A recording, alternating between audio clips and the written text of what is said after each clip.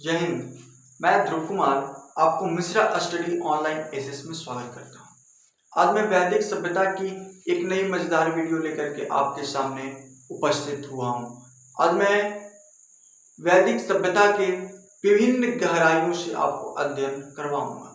अब हम लोग देखेंगे कि एक वैदिक सभ्यता है क्या, यानी हड़प्पा सभ्यता के बाद पिछले वीडियो में हमने पढ़ चुका है कि हड़प्पा सभ्यता के बाद एक नई संस्कृति और सभ्यता का उदय हुआ जिसे हम लोग वैदिक काल या वैदिक सभ्यता कहेंगे।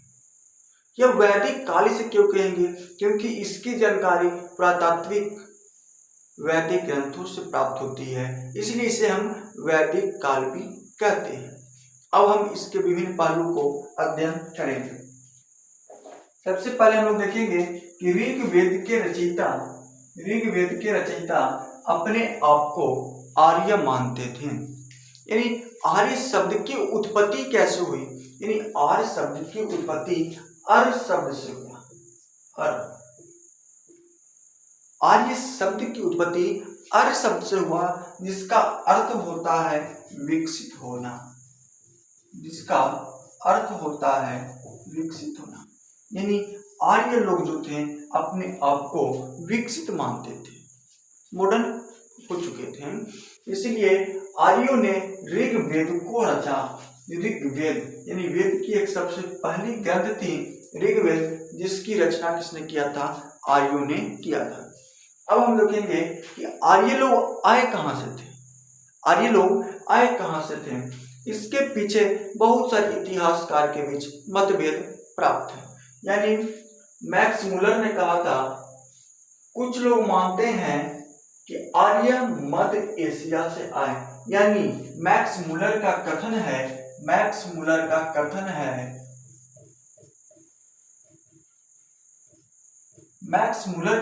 है कि आर्य जो थे मध्य एशिया से यानी ईरान से आए थे, है ना, या मध्य एशिया से आए थे।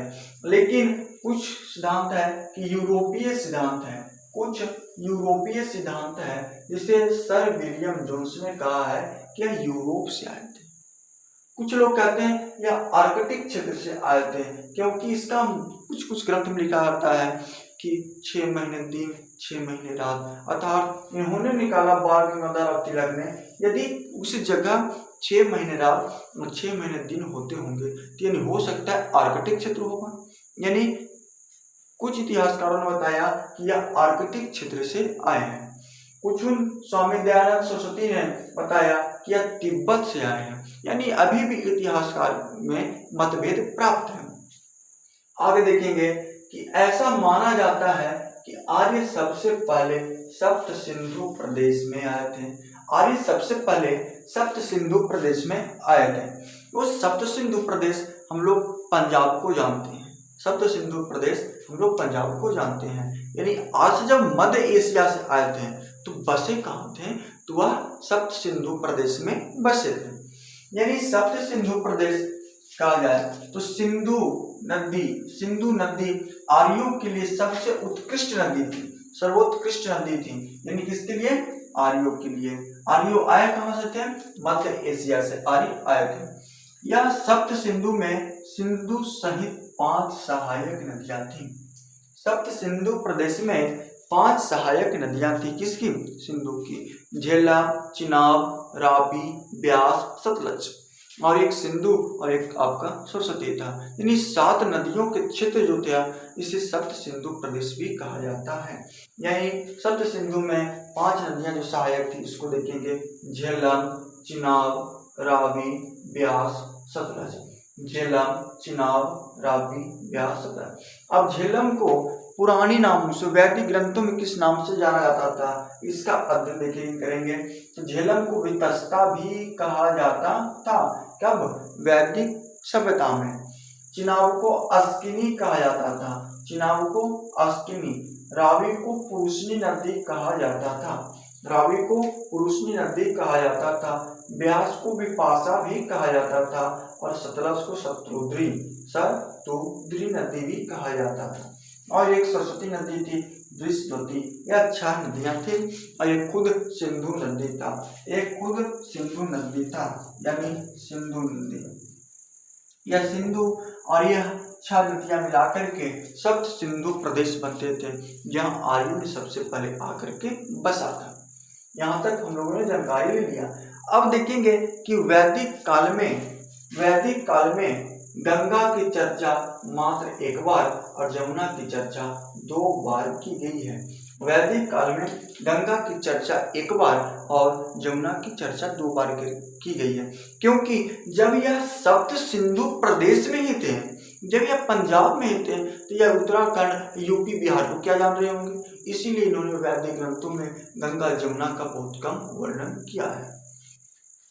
अब हम लोग देखेंगे कि वैदिक काल को, यानी ऋग वैदिक काल को समय जो है 1500 ईसा पूर्व से लेकर के 600 ईसा पूर्व रखी गई है। यानी ऋग वैदिक काल की समय कब से कब तक है, 1500 ईसा पूर्व से लेकर के 600 ईसा पूर्व तक। और ऋग वैदिक काल को भी 2 भागों में बांटा गया है, पूर्व ऋग वैदिक काल और उत्तर ऋग वैदिक काल। पूर्व ऋग वैदिक काल और उत्तर ऋग वैदिक काल। पूर्व ऋग वैदिक काल को 1500 ईसा पूर्व से लेकर के 1000 ईसा पूर्व के बीच रखा गया है, और उत्तर ऋग वैदिक काल को 1000 ईसा पूर्व से लेकर के 600 ईसा पूर्व तक के रखी गई है।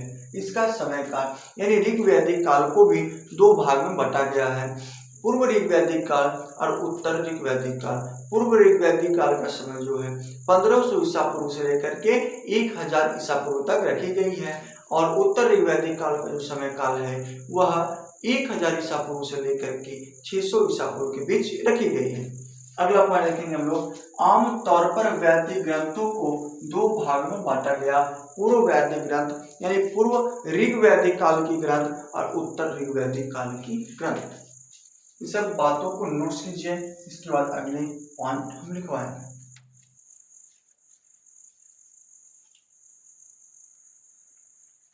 हम लोगों ने पढ़ा था आमतौर पर वैदिक ग्रंथों को 2 भाग में बांटा गया है, पूर्व वैदिक ग्रंथ और उत्तर वैदिक ग्रंथ। अब यहाँ देखिए पूर्व वैदिक ग्रंथ या साहित्य, ये ग्रंथ भी कह सकते हैं या इसे साहित्य भी कह सकते हैं। पूर्व वैदिक ग्रंथ या साहित्य, इसमें कौन कौन से ग्रंथ आते हैं इसके बारे में अध्ययन करेंगे। इसमें ऋग्वेद साहित्य और उसके अन्य ग्रंथ शामिल हैं, यानी पूर्व वैदिक ग्रंथ में ऋग्वेद और उसके अन्य ग्रंथ शामिल हैं। इसे पारिवारिक पुस्तक भी कहते हैं, यानी ऋग्वेद को पारिवारिक पुस्तक के नाम से भी जाना जाता है। यह बहुत रेयर किस्म मिलता है कि पारिवारिक पुस्तक के नाम से किसे जाना जाता है, ये सही पुस्तक में नहीं मिलते हैं, यह सिर्फ मिश्रा स्टडी ऑनलाइन क्लासेस में ही मिलेगा। यानी उसे ऋग्वेद को जाना जाता है, पारिवारिक पुस्तक के नाम से किसे जाना जाता है, तो ऋग्वेद को। अब बताइए इसे क्यों जाना जाएगा भैया, क्यों जाना जाएगा इसे पारिवारिक पुस्तक, क्योंकि इनकी रचनाओं का से कुछ सिद्ध कवियों के परिवार को जाता है, क्योंकि ऋग्वेद की रचना कुछ महान ऋषि मुनियों ने किया था, किसी महान ऋषि मुनियों के परिवार ने किया था, इसी कारण इसे पारिवारिक पुस्तक के नाम से भी जाना जाता है। जैसे कौन कौन से ऋषि होंगे इसके ऋचाओं को लिखने में, तो इसमें थे विश्वामित्र, अत्रि, वशिष्ठ, भारद्वाज आदि जैसे बहुत महान विद्वानों ने मिलकर के ऋग्वेद को लिखा था। यानी इसे विश्वामित्र के परिवार या विश्वामित्र, अत्रि, भारद्वाज, वशिष्ठ जैसे ऋषियों ने मिलकर के इसकी रचना की थी, अर्थात इसे पूर्व वैदिक साहित्य या ग्रंथ भी कहते हैं या इसे पारिवारिक ग्रंथ भी कहते हैं। दूसरी बात आती है उत्तर वैदिक ग्रंथ या साहित्य। उत्तर वैदिक ग्रंथों की रचना में इसमें ऋग्वेद के बाद, यानी ऋग्वेद में देखते हैं कि 10 मंडल होते हैं। ऋग्वेद में कितने मंडल हैं, 10 मंडल। ऋग्वेद में 10 मंडल। यहाँ एक बात याद रखिएगा आप लोग कि ऋग्वेद में जो 10 मंडल है उसमें 2 मंडल से लेकर के 7 मंडल तक की रचना ऋग्वेद काल में हुआ है। ऋग्वेद काल में हुआ है। 2 से लेकर के 7 मंडल या पुस्तकों की रचना या ऋग्वैदिक काल में हुआ है और मंडल 1, 8, 9, 10 की रचना उत्तर वैदिक काल में हुई है। इसलिए इसे उत्तर वैदिक काल ग्रंथ के रूप में भी देखते हैं। इसकी जो मंडल हुई थी 1, 8, 9, 10, इसको हम देखेंगे उत्तर वैदिक काल में लिखा गया था। ऋग्वेद के एक पहले मंडल, 8वें मंडल, 9वें मंडल और 10वें मंडल की रचना कब हुई थी? तो उत्तर वैदिक काल में।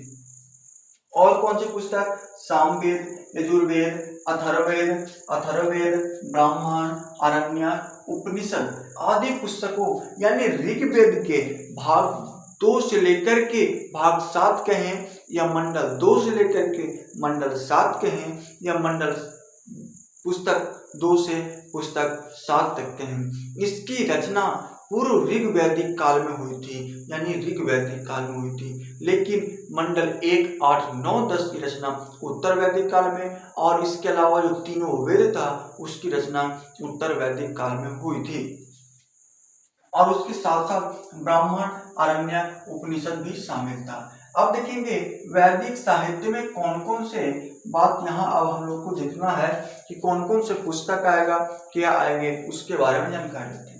यानी वेद, हम लोग वेद पढ़ते हैं, यह वेद शब्द की उत्पत्ति कैसे हुई?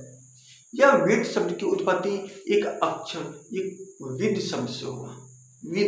विद का मतलब होता है जानना या ज्ञान प्राप्त, यानी इसका अर्थ ही होता है, देखिए यहाँ लिखे हैं हम लोगों ने, यानी एक एक बात को नोट्स करवाऊंगा आपको, जड़ से मजबूत करवाऊंगा। यह चैनल आपके लिए एग्जाम निकलवाने के लिए ही बनाया गया है। और देखिएगा वेद शब्द की उत्पत्ति वेद शब्द से हुआ है, जिसका अर्थ क्या होता है? जानना या ज्ञान। अब देखेंगे आगे कि वेद जो है यह श्रुति का दर्जा रखता है। वेद श्रुति का दर्जा रखता है, यानी श्रुति क्या है? तो श्रुति का मतलब सिर्फ सुनना, इसे रटना नहीं था। लेकिन वेद को लोग कंठस्थ रखते थे। वेद को पुराने जमाने में लोग जो थे वैदिक सभ्यता में, यानी इससे 11वीं सदी से पहले जो थे उसे रटे रखते थे। लेकिन इसे फिर बाद में क्या हुआ कि लिखित रूप में लिखा गया, यानी 11वीं सदी का वेद भी अभी मौजूद है, सबसे लास्ट वाले। और वेद की संख्या कितनी है? तो वेद की संख्या 4 है। ऋग्वेद, सामवेद, यजुर्वेद और अथर्ववेद। यहाँ देखिए लिखा हुआ है वेद 4 प्रकार के होते हैं, ऋग्वेद, सामवेद, यजुर्वेद और अथर्ववेद। एक और बात, हर वेद के 4 भाग होते हैं। वेद 4 प्रकार के, ऋग्वेद, सामवेद, यजुर्वेद, अथर्ववेद। लेकिन प्रत्येक वेद के 4 भाग होते हैं, यानी टेंस 3 प्रकार, प्रेजेंट, पास्ट और फ्यूचर। अब इसके भी जो प्रकार हैं उसी प्रकार से था यहाँ कि यानी हर वेद का 4 भाग होता है। कौन कौन? संहिता, ब्राह्मण, आरण्यक और उपनिषद।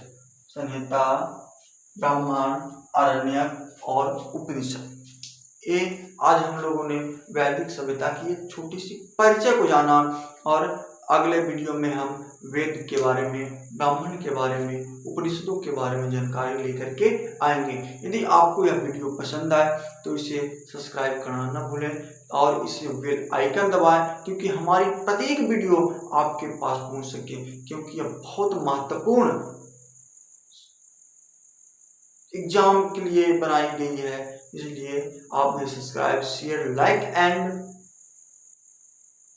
मस्ट है आपको सब्सक्राइब करना।